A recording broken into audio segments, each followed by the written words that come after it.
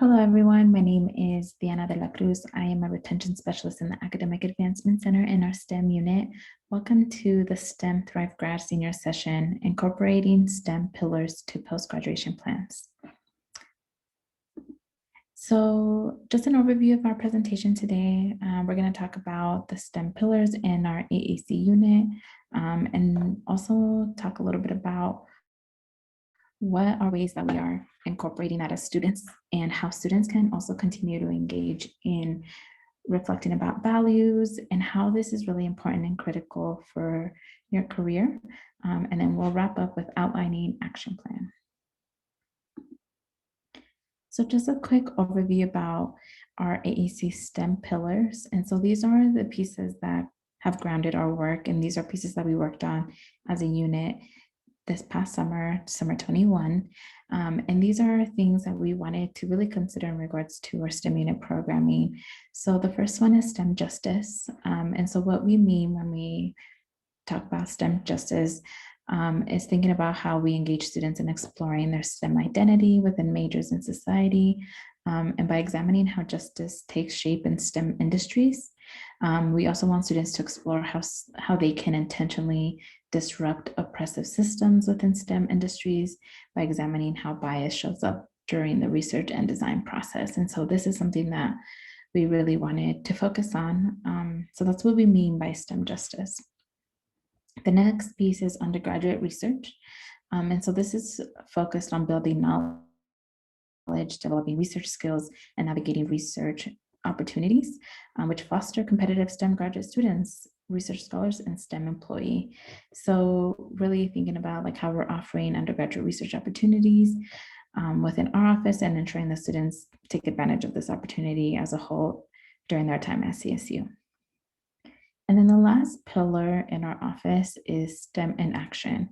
And so what we mean by this is really engaging students in action-based learning, focused on exposing students to practical experiences through STEM industry observations, while also gaining insight into prospective STEM career paths. And so industry tours, career preparation pieces, research opportunities, that's what we mean when we talk about STEM in action. And so throughout this presentation, we're going to talk about how folks can continue to engage with these pillars moving forward, even if these, if you didn't feel like you were able to engage in workshops or experiences that aligned with this, that's totally fine. That's not the point of this presentation, but it's really just to ensure that folks can continue to consider these pieces for their post-graduation goals, and then think about what are the pillars in your career that you really want to focus on and why that's going to be important moving forward.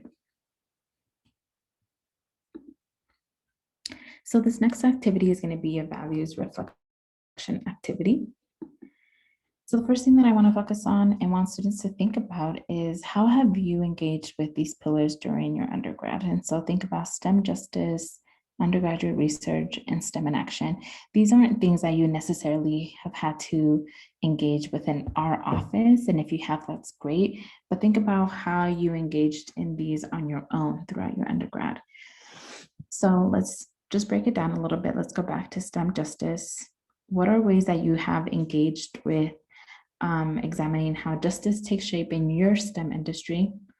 What are ways that you have intentionally disrupted oppressive systems within your STEM industry? And how have you examined your own bias in regards to your STEM industry? So make sure to just take a pause during this time. If it's helpful to write it down or just like reflect personally or out loud, please do that now. Just making sure that folks are engaging in this conversation about STEM justice, because these are pieces that do impact, right, next steps into career opportunities, any post-graduation plan, really. So that's STEM justice. And now let's move on to the next pillar, undergraduate research. Have you engaged in research opportunities? What were some internship opportunities that you had maybe during a summer or during a semester? Even if it was something short that you did, make sure to make a note of that, because that's a really great opportunity. Knowledge that you've built, skills that you've built during that experience. What were the main takeaways from that research experience. And then the last piece is STEM in action. So what are things, well, let me start over. What are experiences that you had during your undergrad that really helped you engage in your STEM experience? So was that attending like a research series? Was that attending a panel? Maybe being a part of a student organization that was focused on your STEM experience. So we really want you to think about these again in your own experience as a student, not necessarily just within our office, but just as a whole. And we want you to think about how these pieces have really shaped like who you have been as a student, how these will continue to shape your professional experience, which is the next piece that I want to talk about here. How do these experiences shape you as a professional in your field? So I don't know if you were noticing a pattern, right? This is kind of like how folks have approached personal statements for graduate school, which is maybe a next step for some folks. Also think about these reflection questions as maybe a cover letter, right? So they're very similar. So these things are really important for folks to start thinking about now, because these will be components of post-graduation plans, whether that's graduate school, career preparation. Think of it as either a cover letter or a personal statement, as I mentioned. So once you've reflected about how they've shaped you as a professional in your field, definitely move on to the next piece. How do you plan to continue to engage in these pillars moving forward in your development, right? So as you're writing a personal statement or a cover letter, you're reflecting about your experiences. You talk about how they've shaped you. And then it's also important to talk about how you're hoping to continue to implement that / grow as a professional in your field. And so we want to see how you've experienced things and how you've grown, but we want to see like, what does that mean for you moving forward in our company or in our graduate program? Like, what are your goals after that? So think about how you want to continue to engage in STEM justice, how you want to provide access to pieces, right? Really breaking down bias within different companies and environments. And that's really important to think about. How do you want to continue to engage in undergraduate research? And this doesn't have to necessarily mean like undergraduate research at an institution, but how do you want to continue to engage in research opportunities? And then how do you want to engage in action-oriented development? Maybe that's very specific to a graduate program, the opportunities that they offer there, or with an employer, thinking about like, what are tangible steps that your employer can offer / provide that you know you want to take advantage of. And then the last piece is really thinking about what are other values that you really hold close to you? How have those shaped you? How are you using that to ground your work in your field? Why are these important to you? So when you're going through an interview process, when you're making connections, people really want to know like who you are personally, how you're engaging in your work, and what really grounds your work. So think about what are values that are important to you in your field. If that is something that you haven't thought about before, we're going to talk a little bit about like what are some ways that you can start exploring those values that are going to be important in post-graduation plans.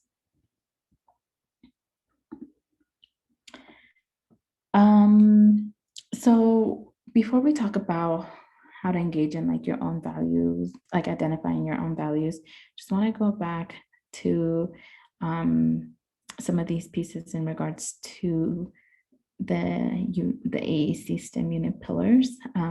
Just want to take it back a little bit and make sure that folks are having time to think about how these have shown up for them as a student. So just as a reminder, STEM justice is really thinking about how have you incorporated justice work in your STEM experience. And if this is a hard piece for you to think about like how you want to move forward with that now. I think college experience is a great way for folks to really explore identity, think about justice in their work. So maybe talk to your peers, talk to your professors, engage in experiences on campus to really think about and process this a little bit more.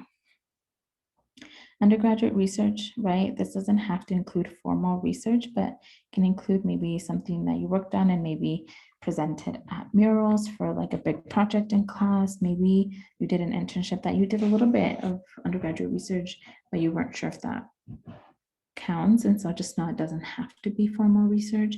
So just think about those opportunities. If you have yet to engage in research, I would say really think about what are some opportunities that you can take advantage of now.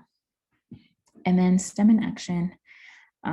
What are some tangible experiences that that have been crucial in your development? Again, this can be being part of a student organization, attending events / experiences in your department, across the university, maybe with the AAC.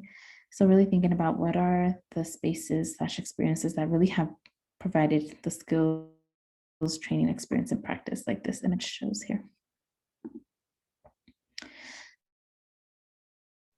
So I know that we have been talking a lot about how these experiences shape you in your undergrad.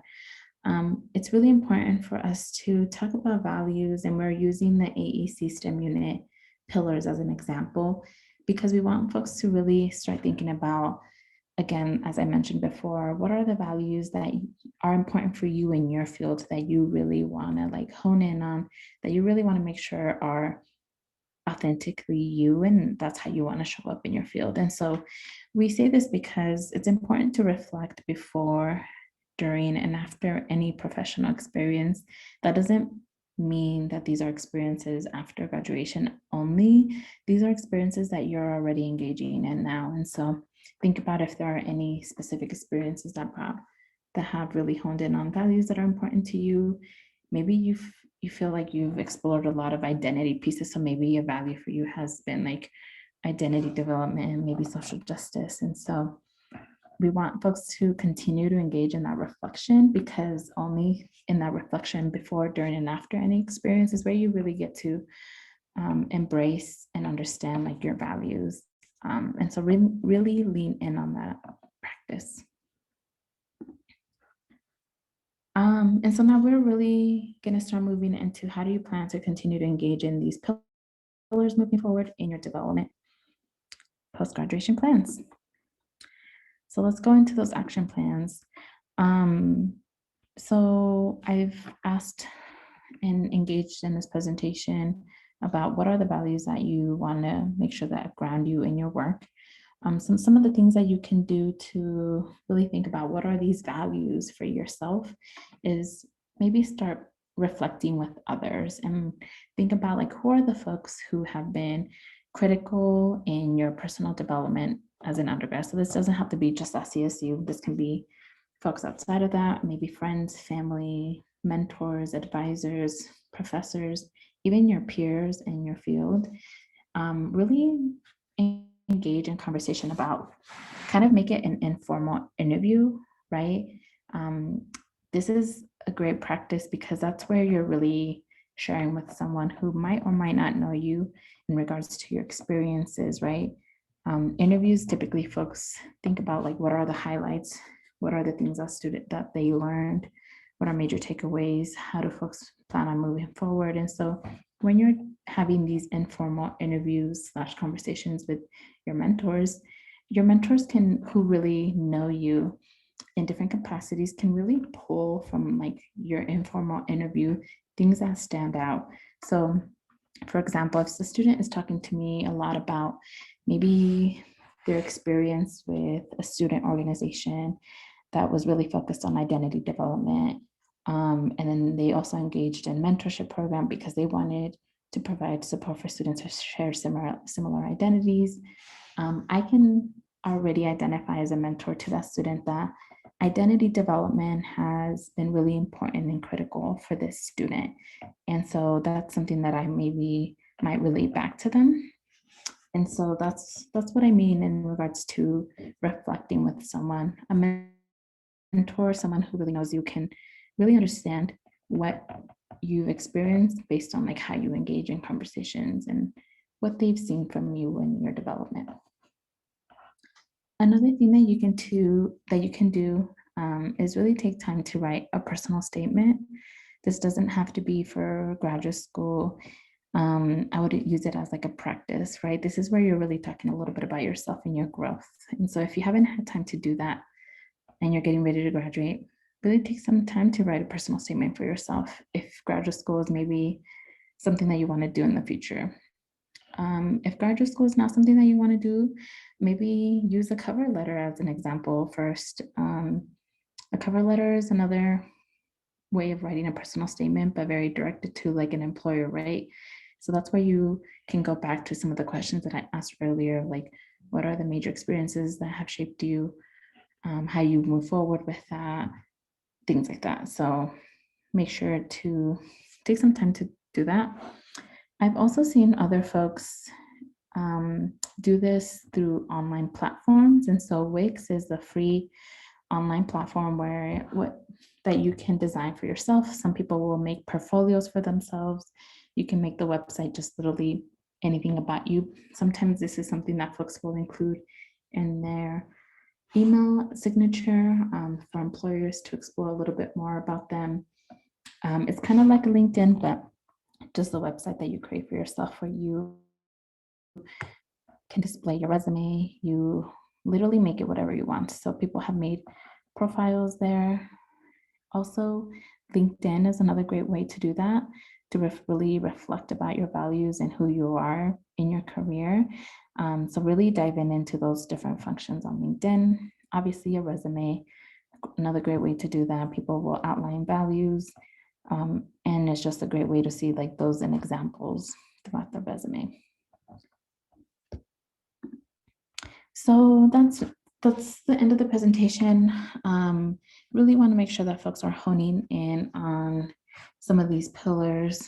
And again, this is not for folks to reflect about like how they've engaged in these pillars within the AAC, but as a whole and why they're so important to think about moving forward post-graduation, and to just think about values as a whole and how important that can be to ground a lot of the work that you're doing, and what are ways that you can start exploring those values and really take some time to identify them and how to move forward with that. So I hope this information was helpful. Hopefully it's good practice for folks to start doing on their own or with their mentors, advisors, whoever you feel comfortable with. But thank you for engaging in the senior session today.